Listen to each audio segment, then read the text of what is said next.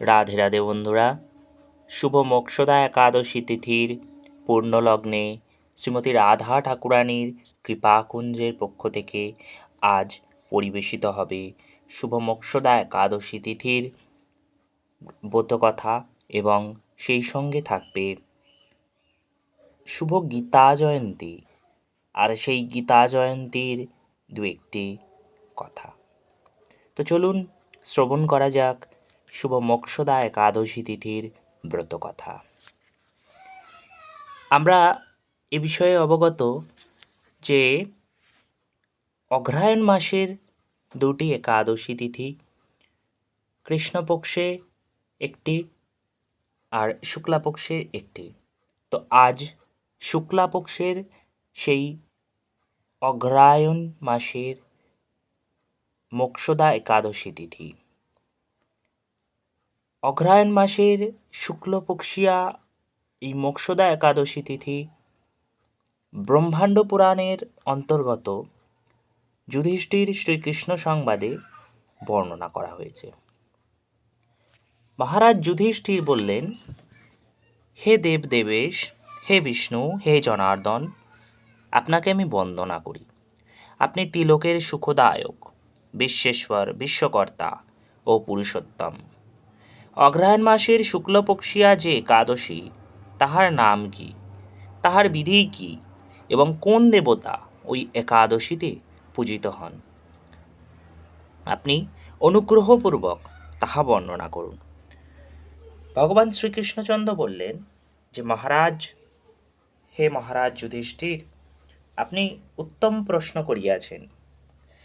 এই প্রশ্নের দ্বারা আপনার যশ চতুর্দিকে বিস্তার লাভ করিবে। এখন অগ্রহায়ণী শুক্লাপক্ষিয়া একাদশীর ব্রতকথা, একাদশীর যে বর্ণনা, তাহা ভগবান শ্রীকৃষ্ণচন্দ্র যুধিষ্ঠির মহারাজকে বর্ণনা করছেন। বলছেন কি, এই মোক্ষদা একাদশী তিথি যে একাদশীর ব্যাখ্যা বা একাদশীর বর্ণনা, তাহা শ্রবণ মাত্রেই বাজপেয় যজ্ঞের ফল লাভ হইয়া থাকে। এই একাদশী মোক্ষদা একাদশী নামে কথিত। ইনি সর্বপাপ বিনাশিনী ও ব্রত মধ্যে সর্বশ্রেষ্ঠ। ইহার দেবতা শ্রী দামোদর। তুলসী, ধূপ, দীপ প্রভৃতি প্রদানার্থে শ্রী দামোদরেরই পূজার্চনা করা এই তিথিতে একান্ত প্রয়োজনীয়। স্বাস্থ্যবিধি অনুসারে শ্রী দামোদর দেবকে পূজা করতে হবে এই একাদশী তিথিতে।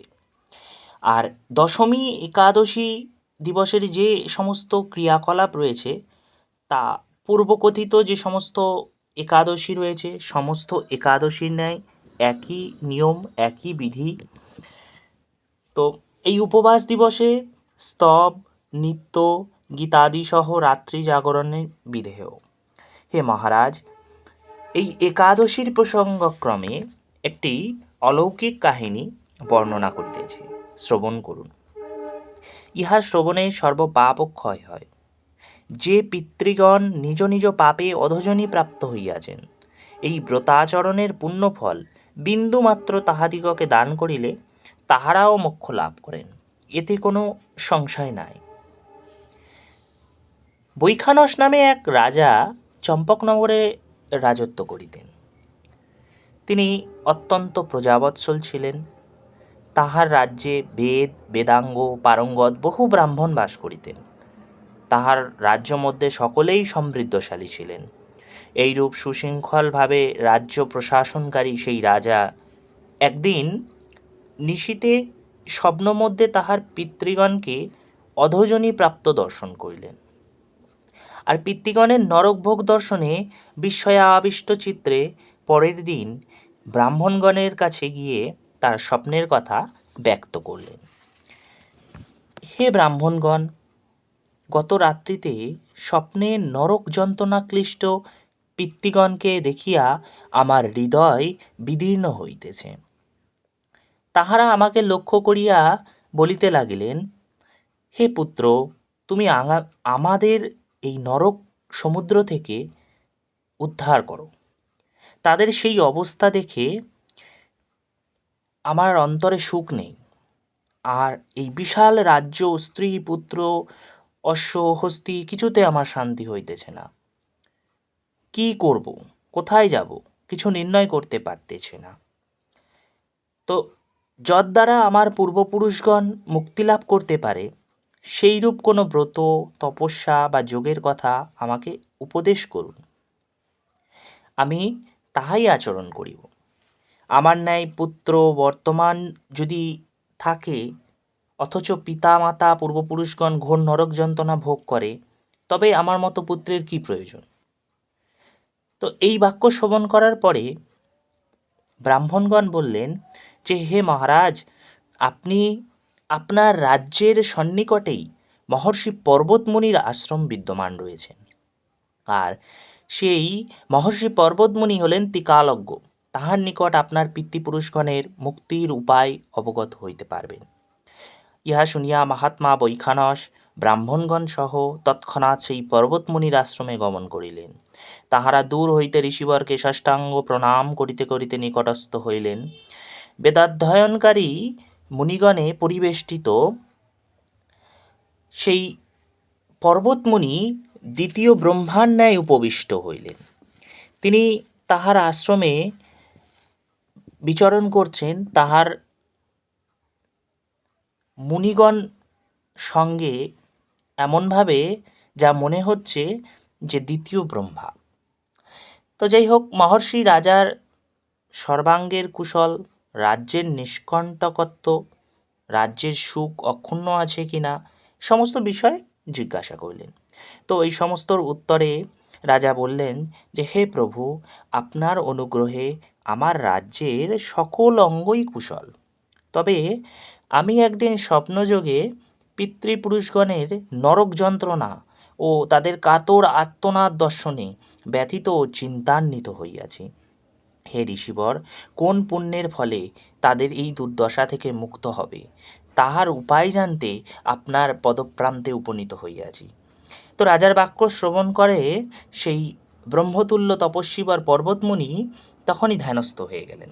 আর এক মুহূর্তকাল ধ্যানের পরে তিনি রাজাকে বললেন, পূর্বজন্মে তোমার পিতা রাজ্যগর্বে গর্বিত ক্ষত্রিয় রাজা ছিলেন। তিনি স্ত্রীর ঋতুকালে ঋতুদান না করিয়াই রাজধর্মের প্রেরণায় স্থানান্তরে গমন করেন, আর সেই পাপের ফলে তিনি এই নরক যন্ত্রণা ভোগ করছেন। আর পূর্বপুরুষগণের সঙ্গেই সেই দারুণ নরক ভোগ এই সমস্ত ঘটে চলেছে। তো এই পাপ হইতে মুক্তির উপায় যেটা রয়েছে তা তুমি শ্রবণ করো, আমি বর্ণনা করছি।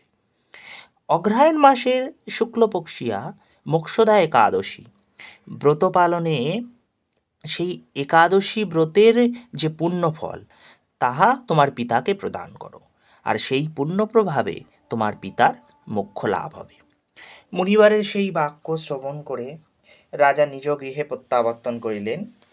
অতঃপর অগ্রহায়ণ মাসের সেই পবিত্রা তিথির আবির্ভাবে তিনি স্ত্রী, পুত্র ও অন্তঃপুরবাসী সহ যথাবিধি মোক্ষদা একাদশী ব্রত পালন করলেন এবং ব্রতের যে পুণ্যফল তাহা পিতার উদ্দেশ্যে প্রদান করলেন। আর ওই পুণ্যফল দানের সঙ্গে সঙ্গেই আকাশ হইতে পুষ্পবৃষ্টি হতে থাকলো, আর সেই পুষ্পবৃষ্টির সঙ্গে সঙ্গে তাহার পিতা কি বললেন, হে পুত্র, তোমার মঙ্গল হোক। এই বলে তিনি নরক হইতে পূর্বপুরুষগণের সঙ্গে স্বর্গে গমন করে গেলেন। তো এইভাবে বৈখানস রাজা তিনি তার পিতৃপুরুষগণের উদ্দেশ্যে এই মোক্ষদা একাদশীর পুণ্যফল প্রদান করেছিলেন। তো হে ভরতশ্রেষ্ঠ মহারাজ যুধিষ্ঠির, এই প্রকার যে ব্যক্তি এই মঙ্গলদায়িনী মোক্ষদা একাদশী করে, তাহার সর্বপাপ বিনষ্ট হয়। তো ভগবান যুধিষ্ঠির মহারাজকে বললেন যে এই যে একাদশী, এই যে মোক্ষদা একাদশী, মঙ্গলদায়িনী এই পূর্ণ ফলপ্রদা এই একাদশী সর্বপাপকে বিনষ্ট করে দেয়, এবং শুধু সর্বপাপ বিনষ্ট হয় না, মৃত্যুর পর মোক্ষ লাভ হয়। তো এই ব্রতের পূর্ণ সংখ্যা, ভগবান বলছেন যে এই ব্রতের পূর্ণ সংখ্যা আমিও জানি না। চিন্তামণি সদৃশ এই ব্রতটি আমার অত্যন্ত প্রিয়। এই ব্রতকথা যিনি পাঠ করেন এবং যিনি উহা শ্রবণ করেন, উভয়েই বাজপেয় যজ্ঞের ফল প্রাপ্ত হন। বলো জয় জয় মোক্ষদা একাদশী তিথি কি জয়, একাদশী মাধব তিথি কি জয়, জয় জয় শ্রীকৃষ্ণচন্দ্র ভগবান কি জয়, জয় জয় শ্রী সখা অর্জুন কি জয়।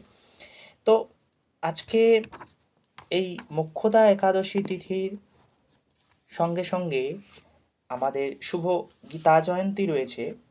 তো আপনারা গীতা জয়ন্তী সম্পর্কে জানেন, তাও এই গীতা জয়ন্তী কুরুক্ষেত্রের সেই প্রান্তে ভগবান শ্রীকৃষ্ণচন্দ্রের দ্বারা শ্রী অর্জুনকে গীতা জ্ঞান যে প্রদান করেছিলেন তিনি, সেই গীতার আবির্ভাব কিন্তু আজকেই। মহাজনগণ বললেন, কুরুক্ষেত্রে গীতা জ্ঞান করিলেন বর্ণন।